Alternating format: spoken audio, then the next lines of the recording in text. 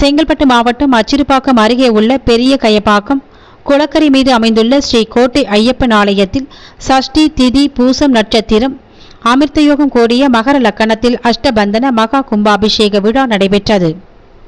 அதனைத் தொடர்ந்து கன்னிமூல கணபதி மற்றும் மூலவர் கோட்டை ஐயப்ப சாமிக்கு அபிஷேக அலங்காரம் தீப ஆராதனை செய்து சிவாச்சாரியார்கள் வேத மந்திரங்கள் முழங்க பக்தர்களுக்கு புனித நீர் தெளிக்கப்பட்டது. இதனை ஏராளமான பக்தர்கள் கலந்து கொண்டு சாமி தரிசனம் செய்தனர்.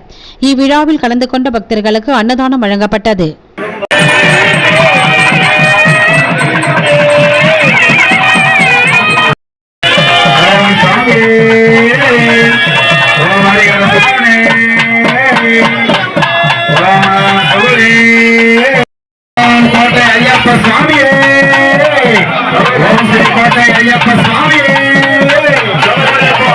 எடுக்கலாம் எத்தனை எடுக்கிறாங்க எடுக்கிறாங்க